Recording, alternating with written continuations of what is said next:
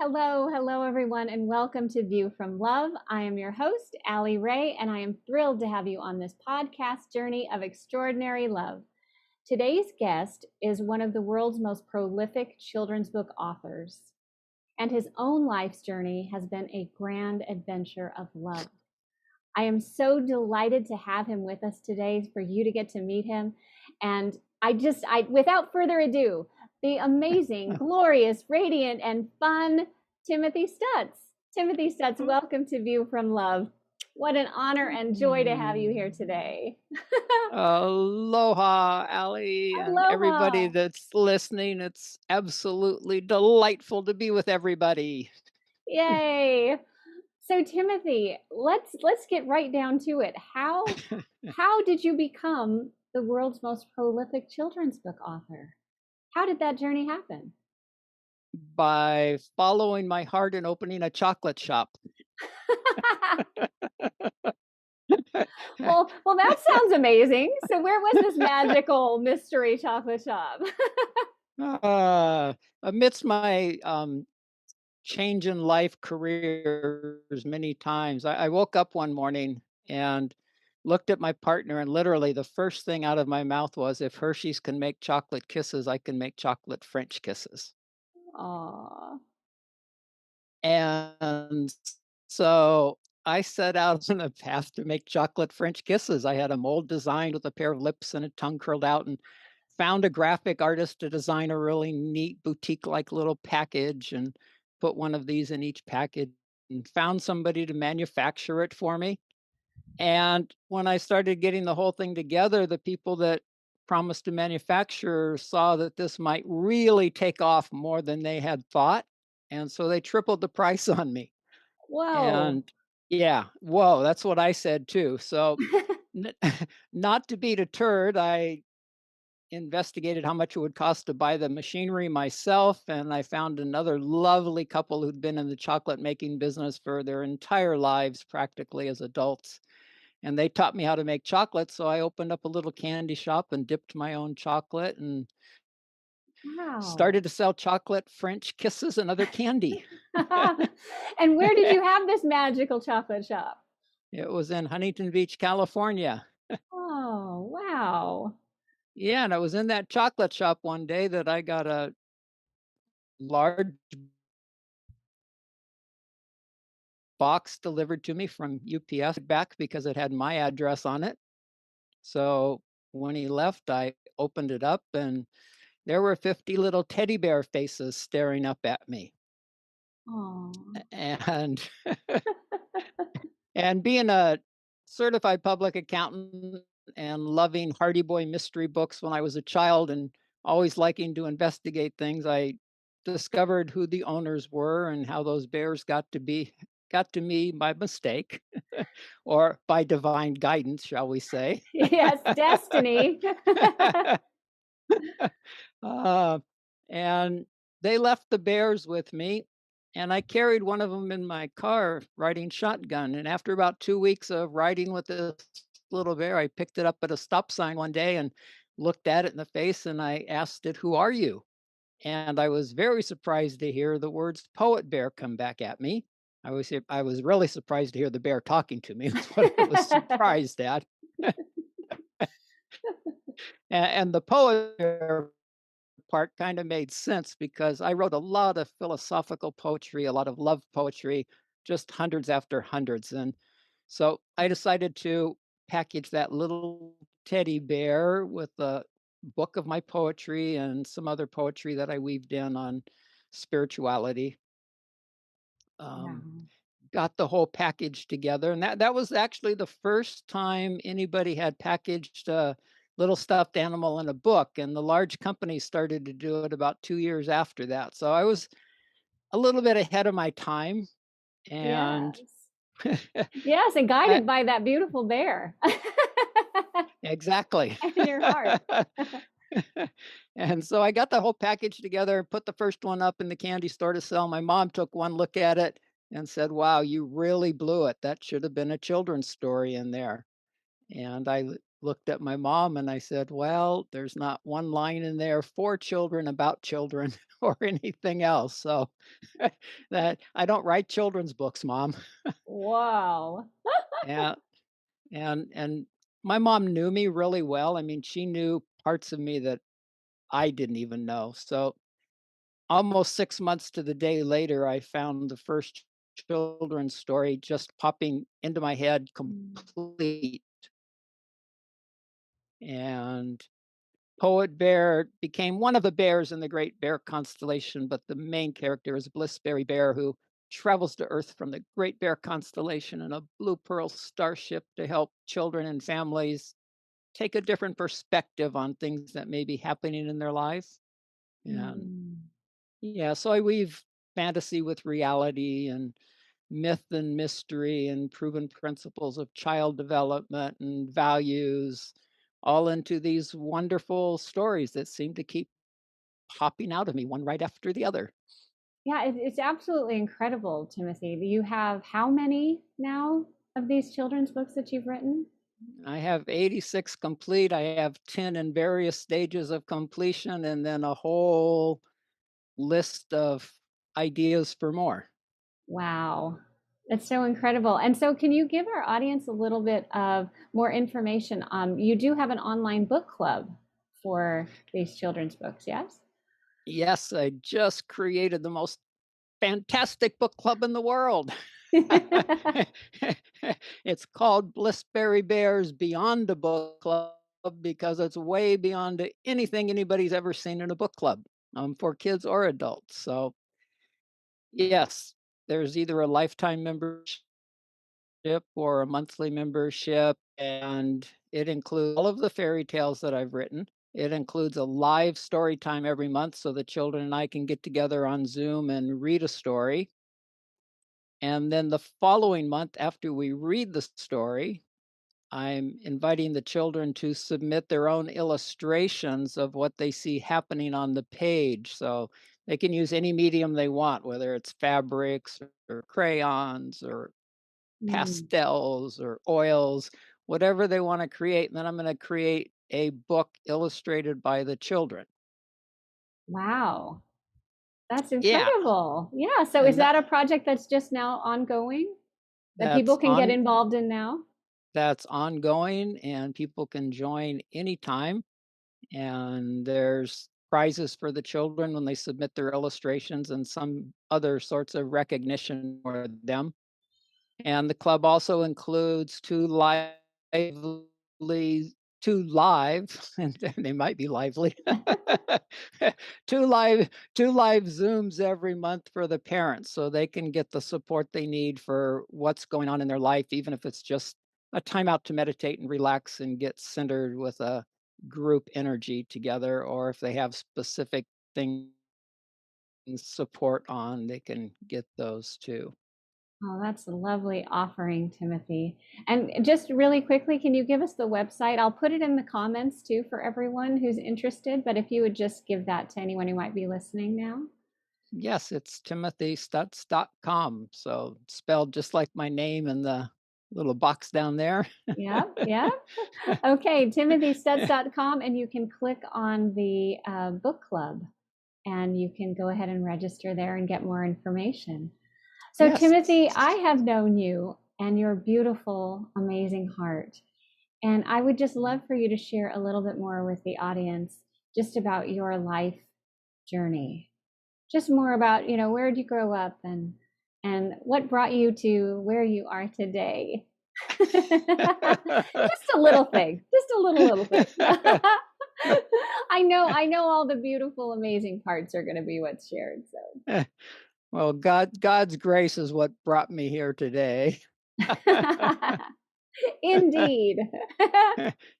God's grace is actually what brought the two of us together. And I don't think I've ever shared with you that, I first learned about you by just happening across something on YouTube, and it was you and I think two other women sharing or something on a panel. Oh, And yeah, and I listened, and you had I was just amazed at the wisdom and the love and the centeredness that was just exuding from every pore of your being, Aw. and so delighted that are so far along at their age. So, and then I don't know how we got connected after that, but that was my first exposure to you. Wow. Well, that's lovely to hear that you enjoyed that.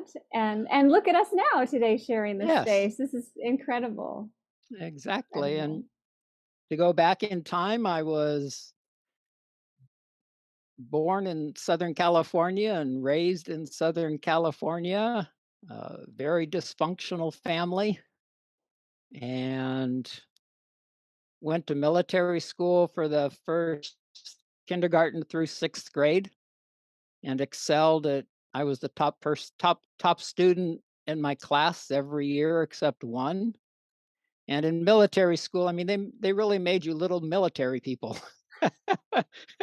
And so if you happen to be the smartest, you're also in charge of everybody. So in a way.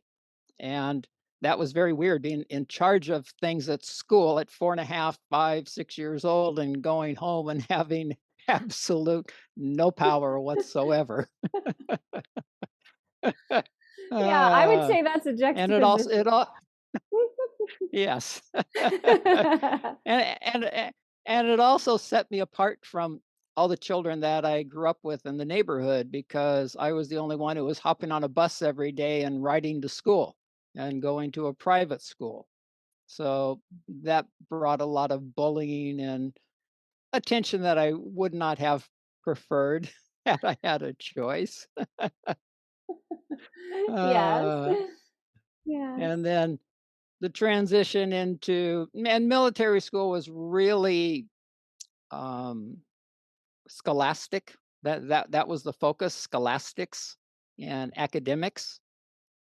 And we did have Bible class every Friday, and I was on the choir, and I loved singing "Swing Low, Sweet Chariot." I loved singing "Jesus Loves Me," and I literally saw chariots. I saw angels. I saw Jesus. Fellow students on the playground one day, and I can still remember exactly the park it was in, the swing I was on, and did not get the wonderful response I thought I was gonna get from the other kids. And so I made a decision at that time that it wasn't safe to be me and shut down. I mean, I literally just one moment on, one moment off. It's like I'm not gonna share me anymore. And that's when I shut everything off in this lifetime consciously. Mm. And then the transition to junior high school wasn't so academic based, it was sports based. So I had to catch up in sports. I had to learn a lot of new things that I didn't know. And I learned them and I became very good. Whatever I practice at, I seem to get really good at. Well, that's wonderful, right? Natural, natural. uh, Yeah. Graduated, went to college with the idea of being a dentist because my grandfather had promised to pay his grandchildren's college tuitions if they became a doctor, dentist, or a lawyer. And I couldn't see myself as a lawyer, and I did not like doctors one bit. Dental trips were never a problem, so I decided I'd be a dentist. And that lasted as long as my first microbiology class, where on the academic part of one exam, I lost a half a point on every definition, and I have a photographic memory, so there's no way I can lose half of the value on every one. Like it's not possible. And I go into the professor and he says, "Well, there is no absolute definition of anything." So I automatically take a point off of everybody's definitions, and it's like, What kind of a world am I living in? What kind of world am I living in? Oh, and then on the laboratory part of that first test, I went in and they had all kinds of, dissected animals and stuff around the room, and they had a little pin going into the middle of a snail and wanted and wanted people to. And I was like, no, this is not what I want to be doing my entire life. uh, Like interested just in that one moment. No, no. so I then changed majors I changed majors 9 times and finally decided I was going to be a PE teacher with a minor in business. And I took an accounting class to fulfill one of my minor requirements. And I was really good at it. I've been good at math my entire life. And the professor said, you can make a good living doing this. So I switched to being a CPA and got a job with a large international CPA firm right out of college, which was pretty cool. Yeah. And And no dissections having to happen. no dissections, just having to deal with a lot of deception, not Oh, there we dissections, go. Yes. Yeah. deceptions. Yes. Oh, And I could go into a lot of detail about those deceptions, but no need. And no. I transitioned out of the international CPA firm and went to work as a vice president of internal audit for Shearson American Express and discovered things there I wasn't supposed to discover. So left sort of with my life being threatened Mm. and just sometimes being smart can lead to being a little bit, yeah, a threat. I would say yes, yes. yeah, those Hardy Boy books got me in a lot of trouble. They started me on that path. That's awesome. uh, I think I hope many girls would say that it's the Pippi, Pippi Longstocking. It's similar, very resourceful.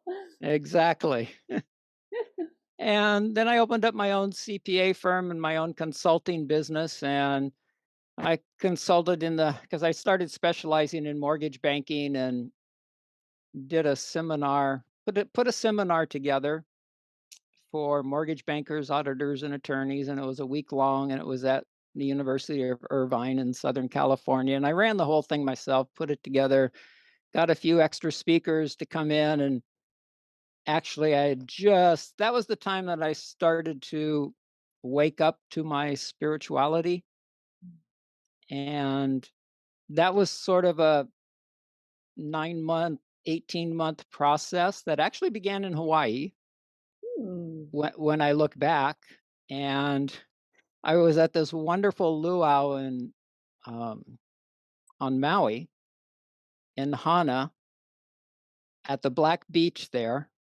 Hmm. And it wasn't one of these commercial luau's. It was just a really down home Hawaiian luau with traditional men dancing and women dancing and laid back. And there was a point where I just felt like I needed to leave that environment and go sit out on the beach by myself. Hmm. And I went out and sat and I'm looking at the water, and all of a sudden, absolutely everything became one. It was all just pure consciousness. Everything was the same. And I was in the midst of that experience, totally blissed out. And one of the teenagers that was on that trip with me that year came out to look for me. She was wondering where I was. And she comes out, she looks in my eyes and she says, "Are you stoned? Have you been drinking? What?" It's like, yeah, I'm drunk, but man, I'm drunk on something that I haven't known forever. And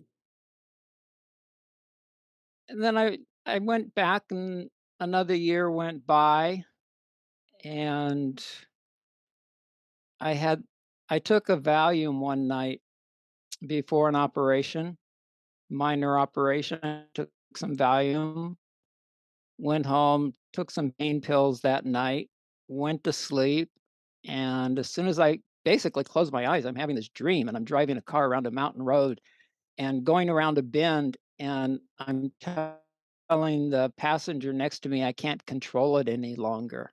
And the next thing I know, my eyes are wide open. It's like I'm in a 1950s, 1960s movie theater, and there's white light coming out of my eyes like I'm the projector. And on the ceiling is the scene of the car crash, and they're taking our bodies away. And I thought that was pretty strange. Went back to sleep. Next night, I take another pain pill. I have a dream immediately. I don't remember what that dream was, but I opened my eyes out of that dream, and out of the wall across from my bed is a bearded man with an orange cap on and orange robes, and he's coming in and out of the wall towards me. So I closed my eyes and said, I'm a certified public accountant. This does not rare. It does not make sense. I didn't take any more pain pills. That was the end of the pain pills. I didn't want any more of those experiences Mm, happening. And 9 months later, I found myself laying in bed crying for 3 days. I mm, did not eat, I did not drink, I just laid in bed crying. And at the end of those 3 days, I just me down to sleep ever since my mother taught me. mm, I have done everything in life I thought I should do to be happy. You mm, know, I got good grades, graduated on top of my class, I got married, I had a great job, I had a child, I had a house, and it all fell apart. And I wasn't happy. So I just yelled out, God, if you exist, I need to find you.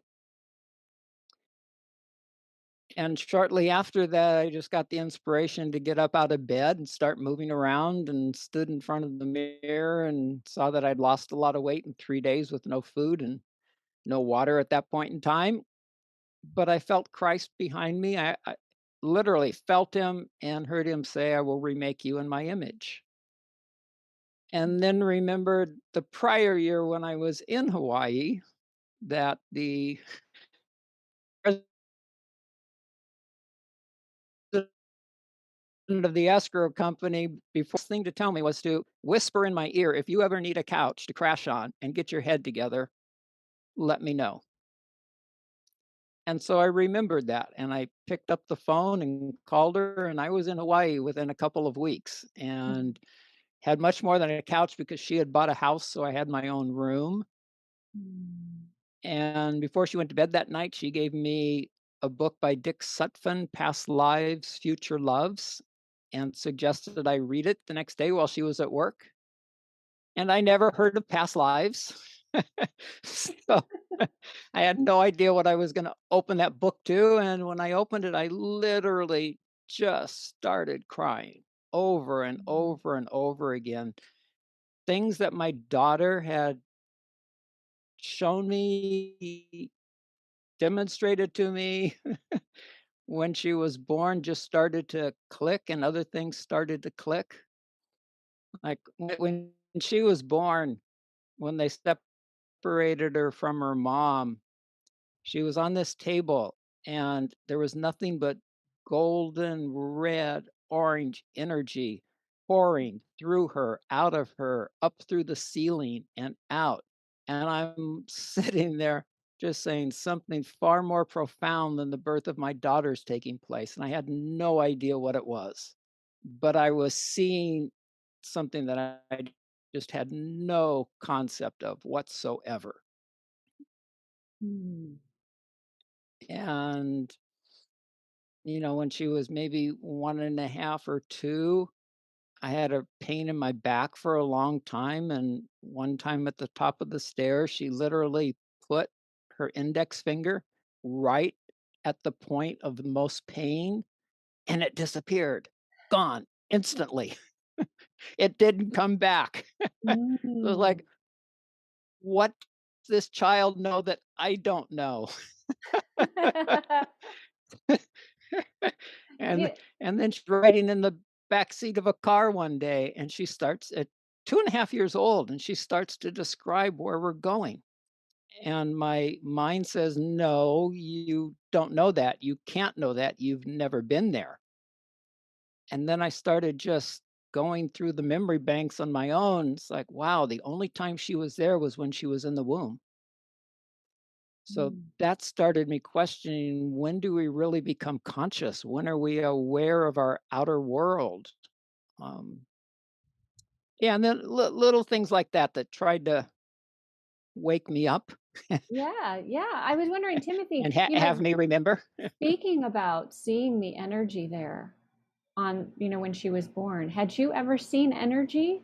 Do you N- recall seeing energy in your life before that?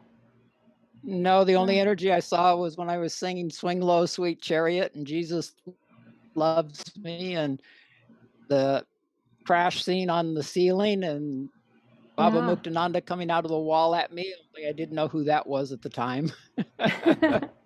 Uh, Yeah, so no, wow, I yeah, had never seen anything like that before. that's That's why I knew incredible. something far more profound than the birth of my daughter was taking place. Um, Yes, yes. And so opening that book, that Past Lives, Future Loves, it was triggering a remembrance of of these that and other things. Yeah. I don't remember the specifics. I just knew that after that, I could not get enough reading material to read. And thankfully, the psychologist I was seeing off and on, she was actually in City Yoga, and the people that worked with her in her office, did regression analysis and things like that. So I wanted to go into past lives. That became very fascinating to me. And over the years, I've used past lives to go in, and when I can't figure out what's really going on in this life, and it's really It's gotten to a the heightened state where you need to have a little bit more wisdom and knowledge about what's ex- going on. exactly. So I've always been blessed to be able to go back and see the past lives of myself and the person I was interacting with, so that I could get some clarity on what we had created in this lifetime to resolve. Mm. And anyway, that's like one of those psychologists was actually a presenter in this week-long seminar I was doing. Plus, I had discovered an astrologer at that point in time, because when I'm trying to get things straight here, but at the end of that week-long seminar, I hadn't slept for 2 days. There was so much work to do. I had 2 days without sleep, and when it was over, I laid down next to somebody and literally spontaneously left my body completely. And I was outside my body looking back, watching this lady freak out next to me, thinking I had just died. And I was freaking out because I don't know how I got out of my body, but somehow between me freaking out and watching her reaction, that put me back into my body. And immediately on the phone to my psychologist and said, "Help. What's going on?" And she said, "I'll get up and," because this was like 10, 11 o'clock at night, she said, "I'll get up and ask Baba what to do." And I'd never heard her mention the Baba before. Didn't even know who she was talking about. Didn't care. But if Baba had an answer, I was willing to listen. I didn't know if it was her husband or who it was. And she called me back in about 15 minutes and says, "Baba says to eat something sweet and go to," and I had to drive this lady to the airport that night, and I had to go around mountain curves, and so I remembered that dream. So I was very cautious driving. And the next morning, real early in the morning, 4:30, 5 o'clock, my phone rings, and it's my psychologist inviting me to go chant. And I asked her what chant was.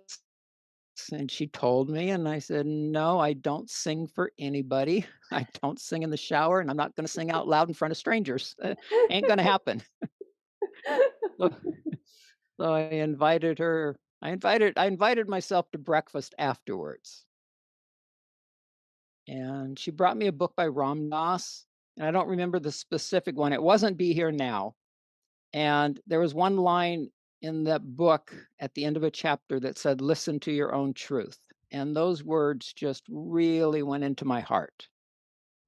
And I actually made contact with Ram Dass and talked to him and asked him if I could use those words as a book title someday because they just really penetrated my heart. And she gave me the name of an astrologer, and that's how the astrologer ended up at my week-long conference on mortgage bankers and auditors and attorneys. Because his dad was an astrologer and a mathematician, so he put astrology in math terms so that business people could actually understand it. Hmm. And and my psychologist also gave me the name of a yoga instructor. So I started taking yoga classes and discovered that even though my body was very strong and fit, it was also very tight and pent up, which I Mm. had no idea how pent up it was from all the things I had been carrying till that point in my life. And the astrologer, the first time I saw him, he tuned into the fact that I love to take risks. I mean, I can't even tell you what I've done in a car in Hawaii and in a boat in Hawaii. And it's like, I take risks. And at the end, he said, there's three things you never do in your life. He says, you do not fly airplanes, you do not drive motorcycles, and you do not drive speedboats. Because he literally saw in my chart that I could get very hurt. Mm. And he Wise also words. yes, and he also gave me a practice to do, and the practice was to inhale light as I went to sleep, bring it up from the soles of my feet through my body, out the crown of my head, out my palms, out the soles of the feet, and surround myself in a cocoon of light each night as I went to sleep.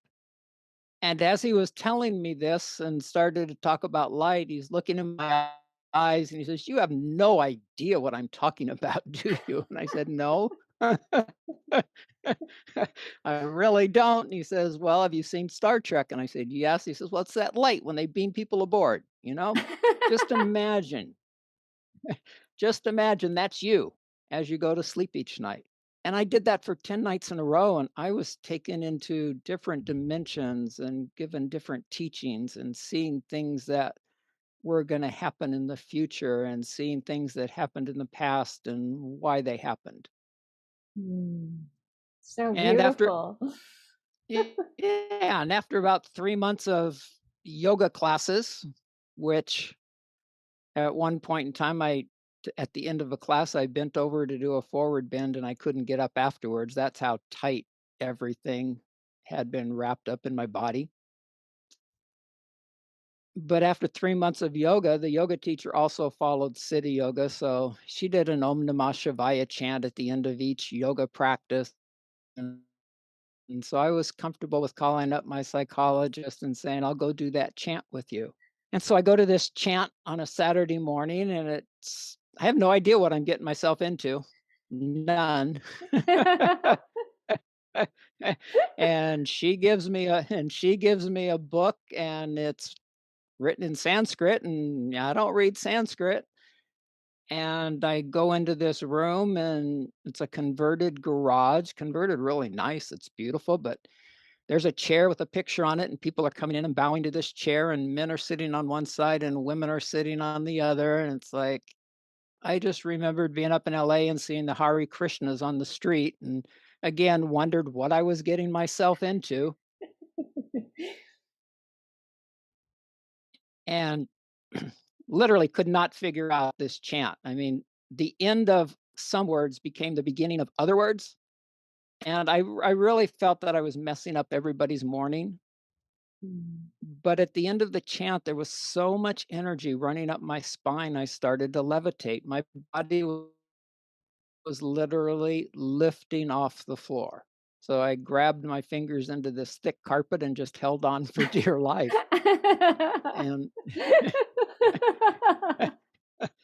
And other people, they'd give anything for an experience like that. I'm wondering what the heck's going on.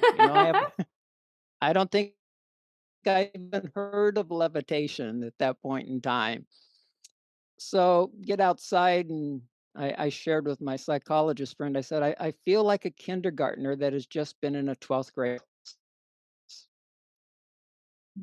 And it took me 3 months to go back because I literally needed to integrate all of that. Mm.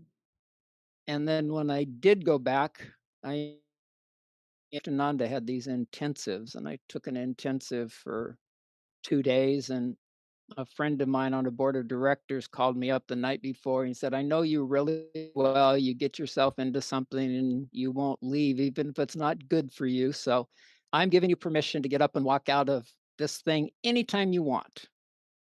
So during the first meditation, my left leg goes completely numb, totally. Mm. And I remembered watching cowboy movies where somebody got injured and gangrene set in and they lost feeling. That's the only thought that went through my mind. It's like, I can't feel my leg. Am I going to get gangrene? What is going on? And so I tried to feel my leg, and I literally couldn't even move my hands to go see if I had a leg. Ooh. So I spent the better part of that meditation saying, right hand, go find left leg, right hand, go find left leg, trying to command my body to do something, and it wouldn't. Mm. And then when I finally did get my hand to go feel my leg, my whole body heated up like a furnace. 105. I was burning. And I could not have gotten up to walk out if I wanted to. Yes. So I put two and two together, and it's like, how does this Baba sitting in India, who I've never met, make it so that I can't walk out and then heat my body up? And that's why I kept going back, because I wanted to understand more. How can somebody do this? How can these experiences happen? So Mm. that was my introduction into meditation. And I started meditating 2 minutes a day. I set a kitchen timer not to go over because I was a busy certified public accountant and chocolate or whatever I was doing at the time. It's like I don't have time for this, but I'll give it 2 minutes a day. And I started feeling better. So I went up to 5 minutes, and then 10, 20, 30, twice a day at 30 minutes, and then an hour. And then from 1990 to 2005, 4.5 hours a day. I just devoted my entire life to teaching the practices I had known at that time, which were in between there. I kind of discovered Reiki the same way I discovered meditation. I really wasn't looking for anything, and discovered Reiki because my body had shut down, and I knew it needed something to stimulate it. And I had been shown in a dream months earlier where there was this being standing next to me, and somebody on a massage table, and a couple of people working on this person, and one person down at the soles of the feet, and another person somewhere on the torso. And the being standing next to me says, you know how to do a type of healing that's not widely known right now. So, okay. I was taking some other energy classes by that time with a psychologist who gave me a flyer from a nurse who found out that when she laid on hands, her patients would get better quicker than other patients in the hospital that other nurses had. And she taught us a certain practice to get rid of headaches, and I used it on people. It's about the only thing I used from that class. And it would instantly, no matter how severe the headache, it would take it away. So I had a friend come down. We go out to dinner one night, and he says he's got a backache. So we go up to the room after dinner, and I went into the bathroom, and I come out, and he's laying on the bed, on the edge of the bed, on his stomach, and I had never worked on anybody that wasn't in a chair and never worked on anything other than heads. So I decided to go with the flow, Yep. and the mo the moment I put my hands on his back, the top of my head opened, and this huge rush of energy just went down through my crown, through my entire body, and out my hands. Mm. Hadn't felt anything like that before either. And then only because I saw it in the dream where the other person had their hands on the soles of the feet of this person, I decided I'll go down and hold the soles of his feet. Only because I saw it in the dream. And the minute I put my hands on the feet, same thing happened. This huge rush of energy goes through me. So I knew there was some connection between the dream and this experience I was having. And then, like I said, my body was shutting down. I never had a massage in my life, so I was trying to get massages, and I could not get a massage. People lost their appointment books. I Wow. finally got one, got to the house 10 minutes ahead of time, and just to wait to give the guy a chance, be on time. And then I noticed a lady walks up to the door and she goes in. So I decided, well, I better get up and go in. And he double booked me, and he said, "Since she arrived first, I'm gonna take her." So, again, there was a conspiracy in the universe going on. A conspiracy against you getting a massage. Exactly, because God wanted me to Other find plans. Reiki. Other plans. Exactly. Exactly.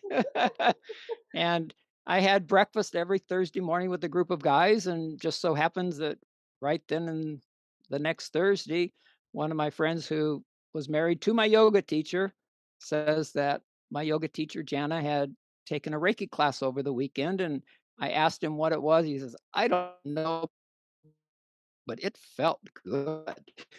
So Mm.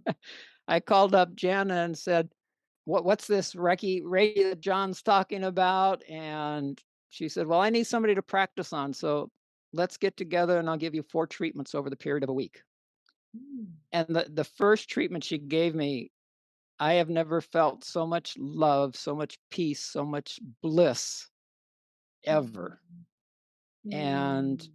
also saw the emotional stuff and the mental beliefs I'd put in my head that had caused my body to shut down.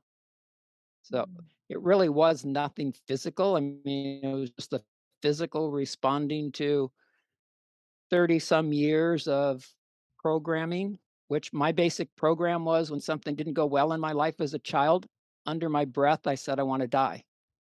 Mm. So that program just kept playing. And when things didn't go so hot in my life from then on, there's that program that says, I want to die. I want to die. And you don't even know it's playing, but your body's listening. And my body Mm. decided, yeah, I'll pay attention. He's saying, I want to die. Let's do it. It's like, oh, we're getting real tense right now. We're shutting down. We're shutting everything down. Yeah. So Wow. I, I switched that programming around. And the first thing I said out of that rate treatment was, I want to die like this. This is just so beautiful. This is how I Mm. want to leave the earth. And I've been really blessed to be with at least a dozen people as they've left and transitioned. And each of those was such a powerful, unbelievable awakening, and Mm. just moving me to another level and blowing my mind completely. Um, Mm. so, uh, and then I found, that's got me meditating. That's got me doing yoga now. And then So you as had the as 4 Reiki treatments, but were you also feeling, having that knowing come upon you and being able to tune into the energy? Were you guided to do Reiki yourself? Like to be a practitioner yeah, of that? yeah, that's when my CPA life was coming to an end, and I needed to find something else. It took a gun being pointed at my chest to finally wake me up that this is not the path God wants me to follow. The forever And CPA I wasn't start wasn't it? No, I literally had a gun pointed to my chest and Oh. took my final paycheck, went to the bank, cashed it, went to the place I was living, got all of my clothes, packed up, locked the door for 30 days, and didn't go back because the person Mm, that threatened me had the capabilities of having me mm. arrested and disappeared if he wanted to. So I just disappeared myself before that was possible. And so Wow. this was my transition into I Yeah. had started writing the children's stories. I had started writing the children's stories by then and saw that I was not going to be able to make a living and support myself writing children's stories yet. So I was literally looking for a new way to be in the world. Mm. And Reiki gave me that, and teaching Hatha Yoga gave me that. So I studied with Phyllis Furumoto and got initiated as a Reiki master and started doing healings on myself, healings on my family, with just remarkable experiences. You Mhm. know, my great aunt, I held her knee for like 10 minutes when she complained her knee hurt one day. And 2 days later, she called my grandmother and said, all the pain's gone. Aw. And my cousin, who doesn't believe in necessarily in any of these things, except she believes in me and through certain interactions. But I sent she had 4 kids and her husband, so there were 6 of them altogether. So for a week, I would send Reiki to 2 of them, and then 2 more, and she wanted her husband and eldest son done last when they were on their annual camping trip, because she figured when he's away from everything, it's the only chance you're gonna have to make a dent in these energies. That's the only time they're gonna get through. So Aw. I I did this and I get a letter from her. I get a card that says, "What did you do to Tom?" And that's all she says is, "What did you do to Tom?" I love it. And I called her up, and it turns out that all of the men and the boys that had gone on this camping trip all missed their families incredibly within the first few days, so they came home. They dropped their week-long trip and came home after 2 or 3 days. And then Tom came home. Tom's this really straight-laced engineer, okay? Got the picture, white shirts and Yes. and my cousin made her own clothes. So Tom comes home and says, and they had not been on a vacation since their honeymoon Mm. 10 years ago. So Tom comes home and says, let's go to Hawaii. And it's kind of like, Sherry kind of gets blown away. Wow, yes. Yes. I would say so. She's like, "Wait a second. Is this the Who same is guy? this Who guy? is this guy exactly? Who's this guy that's coming in, sweeping me off my feet and taking me to Hawaii? Who is That's this? what What did you that's do why with she wrote Tom?" Tom. I know. And then the next day he says, you don't have clothes for Hawaii, so why don't you go buy some? Not would you why don't you make some? And it's like, why don't you go buy some? So, and it did. It literally every time I was with him thereafter, that whatever happened on that trip Mm, totally shifted his consciousness.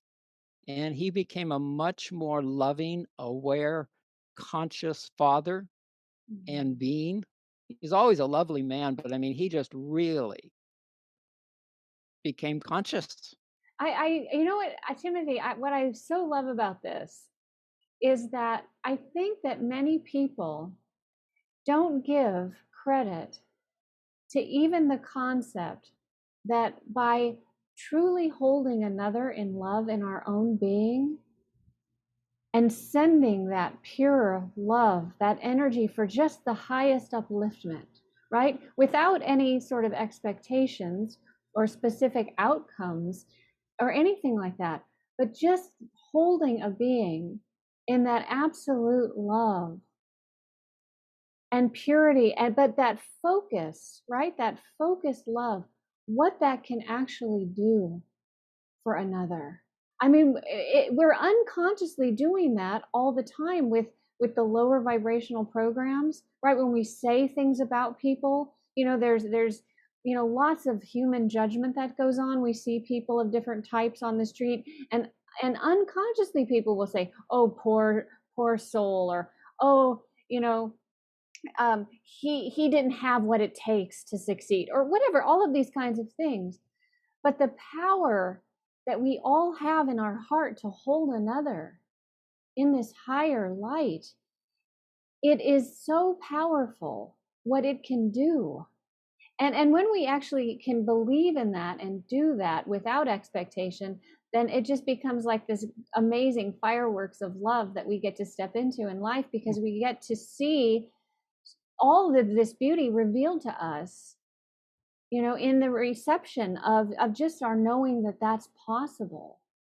you know that this is just so beautiful, Timothy, because this goes to the point of, you didn't have to counsel Tom, you didn't have to give Tom books, you didn't have to tell him what to do, how to be, none of it, absolutely none of it. It was just the loving connection of your energy with his being, and somewhere within him, he felt it, and it just catalyzed itself, and it just moved in his own being and his own life, naturally, organically. And that's just absolutely beautiful.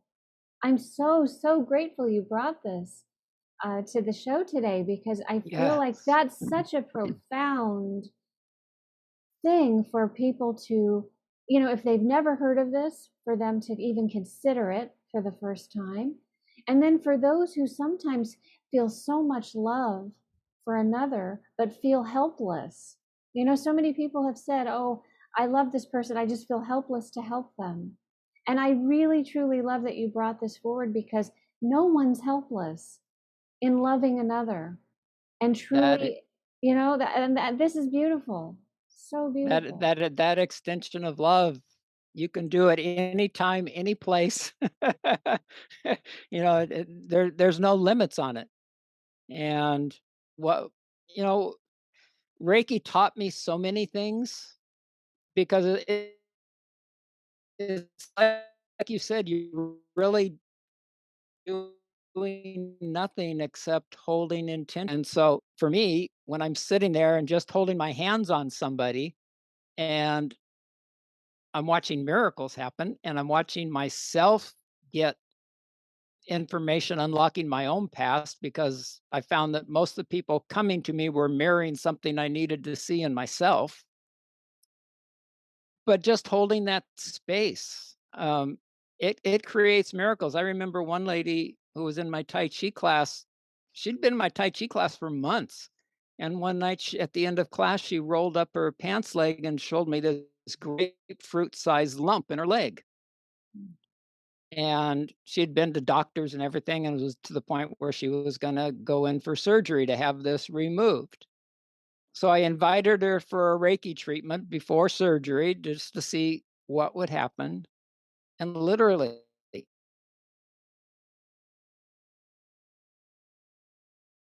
on the table, that grapefruit-sized lump went down to a ping pong ball, and Mm, then it disappeared 2 weeks later, and it was all emotional. mm, On the table, in a space of quietness, in a field of love, she tuned into what caused that, mm. what she had not forgiven herself for, and then it disappeared. Yeah, yeah. So yes, love moves mountains. Reading your post today about getting out of the car and hugging what we might call somebody just that's been living on the street, okay, and not paying attention to traffic, cars wanting you to move Yes. or something, but just feeling drawn to go be with this person and connecting eye to eye. and then somebody else getting out of their car and saying, "Hey, this looks better than sitting in the car and what's going on over there. I want to be part of this." Yes. So, yeah, it's like when we follow our love, when we follow the harmony of what God's prompting us to do in the moment, then everything just works so divinely and we don't have to question it or anything. And Yes. being a writer, I was trying to come up with words. It's like Allie's the belief buster. Allie's the Allie's the paradigm purger. It's like, uh, Oh, you're cute. That's funny. Oh, that's so cute. That's adorable. That's so adorable. Yeah, no, and uh, you know what? I'm so excited that you just to bring again Timothy, the view from love isn't the view that we thought that we're supposed to see the world through. We have these definitions and these, paradigms that we were raised with about love and what love is and what it isn't. And it's incredibly limited, and speaking even here, as you shared about the healing and about just, we would say miraculous shifts in beings. And the truth is that everything is truly a miracle in waiting. It's just, are we meeting the moment there? Are we allowing that space for it to actually be? And what's beautiful is that as we step outside of those conditions and we bear witness to things in a new way and we listen to our inner being, all of these spontaneous healings and the answers to the questions that we've been gnawing on for years, they come to light. And with beautiful simplicity. That's the other thing, even just in the stories that you were telling us about Tom and about this woman and her lump, it's like the simplicity with which it occurs, the healing and the happening. And, it's like our human programming. We started out with that more military style, didn't we? Like how you're oh talking about yes. a little bit of military school. This is how you do it. This is what you do. This is the time. This is how you do it. This is what you know. This is what you memorize, and yet that feels like those are nice things to know, but they're not, it's not a paradigm to live by and to truly flourish as a human being, that is integrating all that we are, so much more than the things that we do and the titles we hold, but the expression of our soul and our being. And yeah, so what I love too, Timothy, is just your courage, because I know that there are many people who tap into dreams and extrasensory experiences, and they don't want to explore it. They really quickly want to shut it down and run off and go back to the things that they know. And what I love is just the courage that you had and the curiosity. It seems like it didn't matter if it scared the crap out of you or it didn't really make sense to your, to your intellect. You were still, hey, I want to understand this. I want to know what this is. I want to know, what is this energy, or why are these visions coming to me, or why am I being led in this way? And even with the extreme of being pushed out of your CPA life, there was still always within you. I could tell in the way you told this that you could feel your heart leading you, even while you were still doing the other things. And the beauty in that too, Timothy, is, in all honesty, every person that you helped as a CPA also got the benefit of the energy that you were embodying as you were moving forward in your process. So, it's like it wasn't even just about doing the CPA work at the time you were doing that. It was who you were becoming and the No, gift that yeah. was giving to everyone at the time as well. I enjoyed it because one of the aspects of being an auditor is you write. So I loved writing, and so I just loved it, and I loved investigating things. So that I Yeah. loved it. So that love came out around the people I was with, and yes. Yeah, it's so incredible. So you left the CPA and you started doing more of these healing arts. And then were you just going into deeper exploration with your own soul? Is that? kind of where Well, the deeper exploration of my own soul was, yeah, but I don't think I knew I was doing that. Let's put it right, that way. right. Okay? Yeah.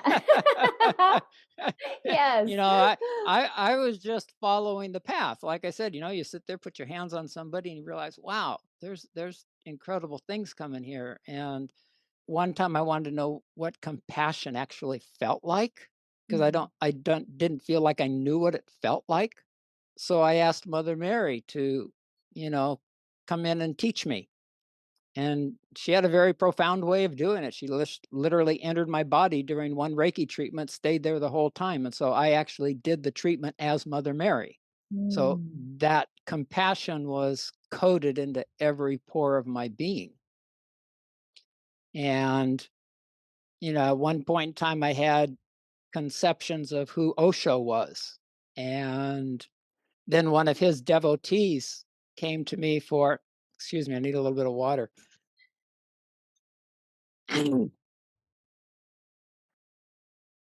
One of his devotees came to me for initiation. And when I was initiating her, his love, I mean, just this pure, absolute love came through me and into her. And so that just totally blew all of my concepts of who I thought he was or wasn't, and just, realized that anybody that can come through me in this protective, sacred environment space with that much love is love. Mm. So, yeah, and while I was studying to be a Reiki master, at that point in time, taking ecstasy was being used by psychologists to help people like burst through like 40 to 50 years of stuff in one setting. And when I heard about that, at that point in my life, I felt like there was a veil between me and all of life. I Mm. was living on one side, everybody else was living on the other.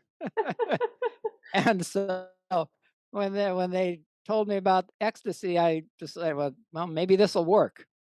And I meditated for a week before actually going through with it because I've never done drugs. And that experience was so absolute. It was 9 hours of an experience that was Wow. incredible. And I actually got to feel every part of my body separately from every other part of my body. That Wow. was part of it. Another part of it was putting my body in yoga positions that I could never put it in. Never. And another part was starting to do spontaneous Tai Chi and hearing a message to take Tai Chi. Mm. I did not follow through with that message. And I was at a spiritual retreat one time, and my legs from my knees to my toes blew up. I mean, just huge. And I could barely walk. So I learned a lot about the tortoise and the hare, and a lot about people not being able to do certain things with their bodies that other people could do. And remembered that I was told to take Tai Chi. So when I got home, I found a Tai Chi teacher the next day and started taking Tai Chi. And it was so profound for me that I wanted to integrate teaching Tai Chi with teaching Reiki and teaching yoga and teaching meditation. So I took Tai Chi classes, and yeah, so that's how I ended up teaching Reiki and meditation and Tai Chi and Qigong classes for many, many years. And all the while writing children's stories whenever I Mm. got the idea, and kept trying to get the children's stories published, and no success with that. I don't know if did you ever read Starseed Transmissions Mm-mm. by Ken Carey? It's No. popular back in the 80s. And I sent one of my manuscripts off to the publisher, and we signed a contract to publish my children's stories. Then he called me Yay! up one day and, yeah, yay. Yay! Signed, sealed, and delivered. And then he calls me up one day and says, "Hey, I've got this other children's book that I'm gonna publish before yours, and I'd like to meet you for lunch and show it to you." "Okay." And he shows me this book that was written by some PhD for PhDs, not for children. And I knew it was gonna bomb, and it bombed so much it ended his business. So he didn't do any Mm, more publishing for Kin Carey, for me, or for one of my friends. He was gonna publish one of her children's stories too.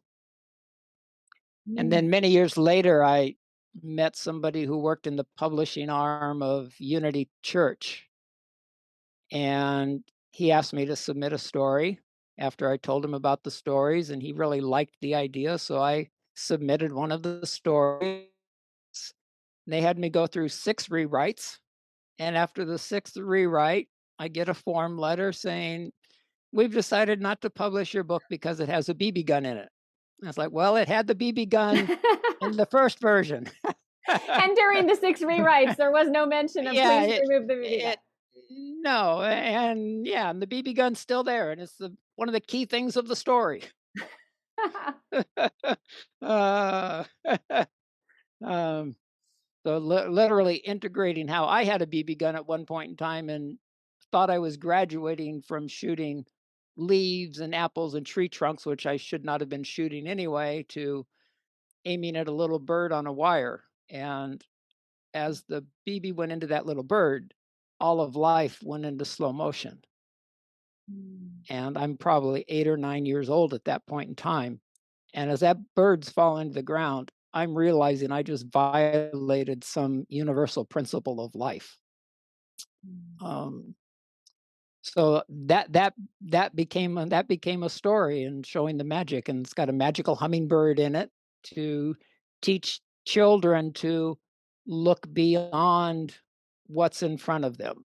Like a toothbrush can be something magical, mhm, or going to sleep at night is something magical, or reading a book takes you to magic land you can't get to. So it just takes common everyday things, and this hummingbird, turns into a magical hummingbird of light. It zips up and it comes back down, and all of a sudden it's something else, mm. teaching the child a lesson, and then it zips up as a hummingbird and comes back as something else. So that's how I get my ideas for children's stories. They just kind of pop in like that. They integrate things that have happened to me in my life, things that I watched my daughter do, or something that she said, and then just like you said, being open to the flow. And when you do enough of whatever you're doing to clear your head out so that you're not thinking all the time, then God can use you and in amazing ways, because you're just open to do whatever comes in, because it's in harmony with the universe, and it's supporting what is transforming and what is trying to happen without even knowing why you're doing it. Yeah.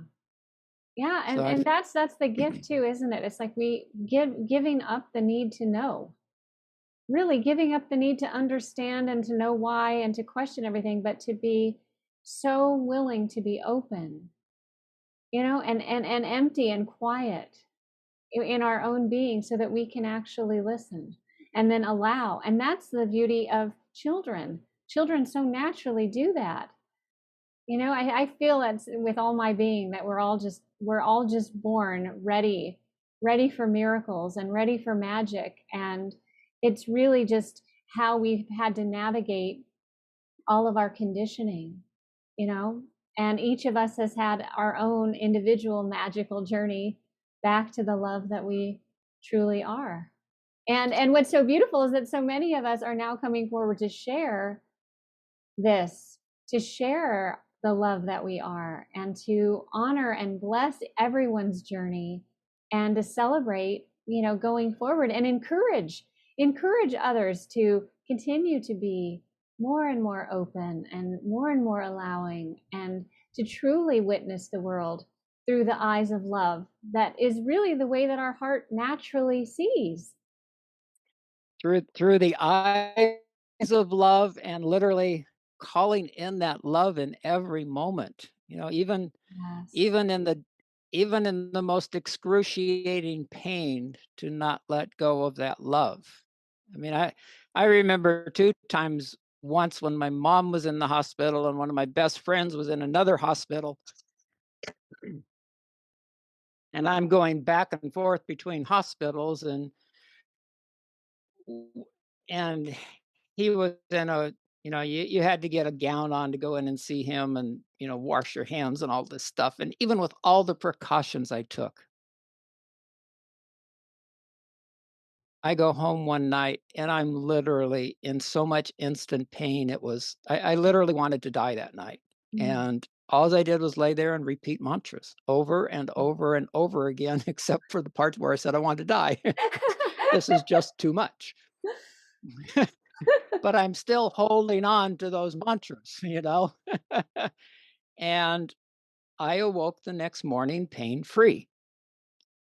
And a few years ago in March of 2020, and kind of all know what's happening in March of 2020, but I get off a plane from Germany and I'm in a very tight baggage area with 2 planes from Italy. Um, and shortly after that, I'm again laying in bed at night in even more pain than the previous time. And I cannot even move. If I move from being on my side, if I just move an inch, I am in excruciating pain. So again, I laid there repeating Om Namah Shivaya, Om Namah Shivaya amidst all of this. And somewhere around 3 o'clock, I fall asleep in that. At 5 o'clock, I woke up and it's like nothing ever was wrong.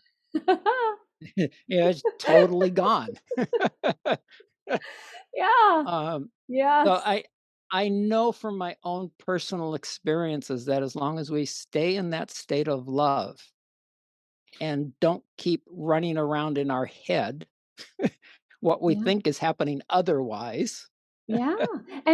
Timothy, that is such a good point because it is when we are pushed against something that we consider to be really life and death or, excruciating, the intensity of an external experience that we're having, that's the time to really, as you say, hold on to the love. Put your focus on the love and be relentless, be stubborn, be focused on that.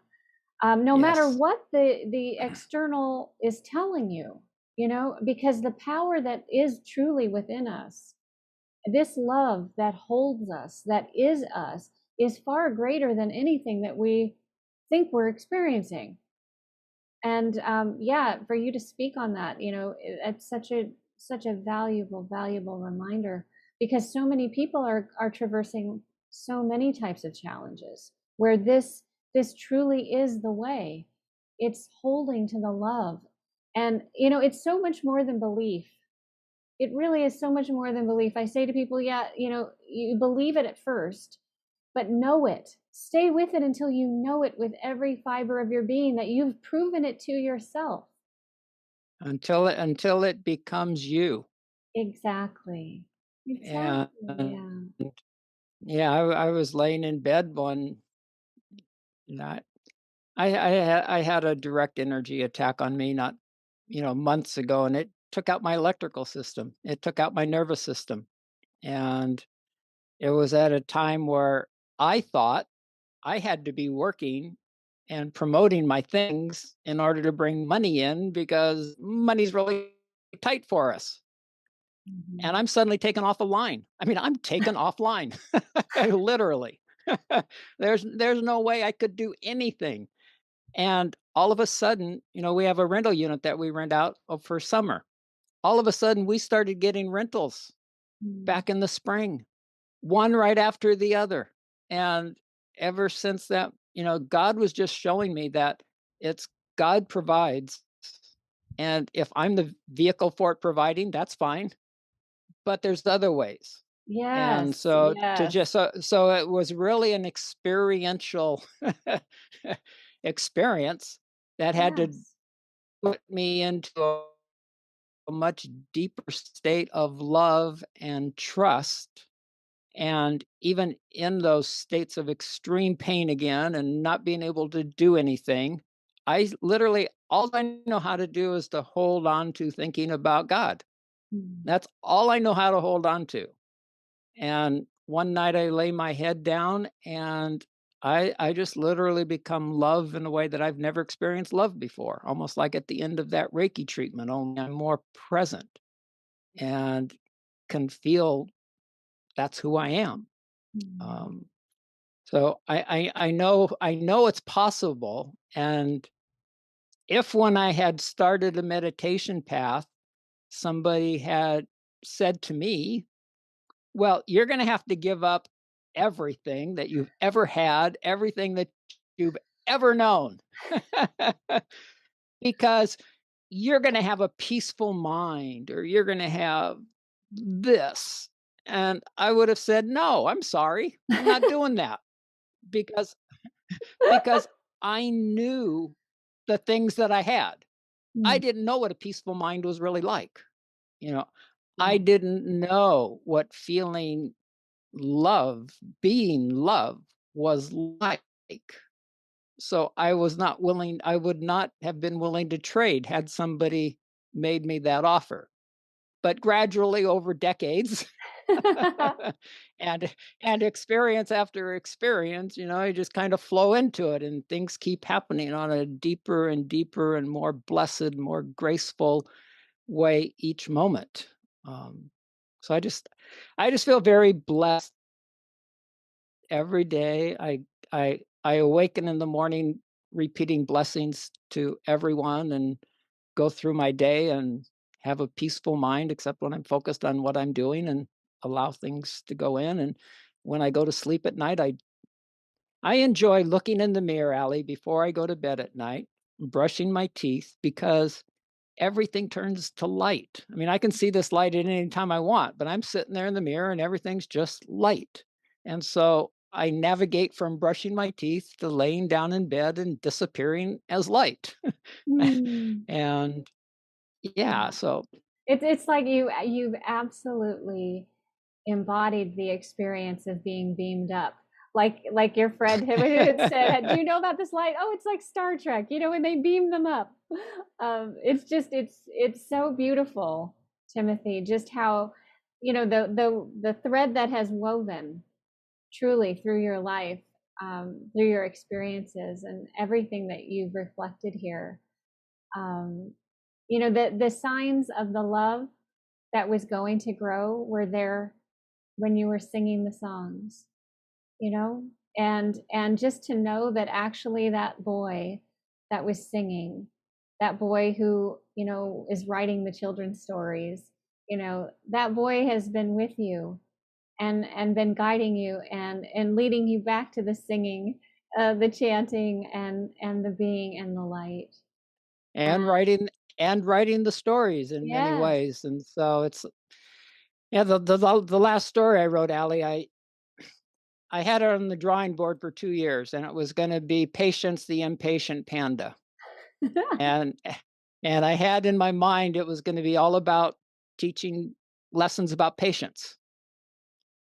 And I also weave in facts, so I was gonna weave in facts about pandas, and then I sit down and I start writing this, and oh my god, it turned out to be 68 pages, all in rhyming poetry, and it weaves in all of the qigong and meditation and visualizing starlight and all the practices that I know in a way that children will accept them, and teaches about this panda growing up from the time he's born until he's 3-year old and leaving his mom. And so it's like I get to weave in chants and everything. I had no, and then patience, all these other P's popped up: possibilities, perseverance. So patience, the impatient panda, became precious panda pearls with Oh, all of these pearls pearls for of the P's. wisdom. Yes. Yes. Oh, that's just uh, so precious. So precious. Well, Timothy, thank you so much for being here today. It has been an honor and a pleasure to share this space with you. And I encourage everyone who's listening to get to know Timothy Stuetz even better. Visit him online at timothystuetz.com and sign up for his incredible book club. It's really a lot of fun, and yeah, I just can't say enough wonderful things about this beautiful, beautiful soul. So thank you again, Timothy. An honor and pleasure, and I look forward to having you back again soon. Oh, thank you, Allie. It's absolutely delightful to be with you, and I look forward to being with you anytime, anywhere. Yay!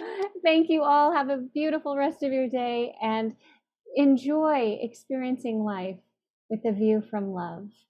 Thank you so much. We'll see you next time. Bye bye.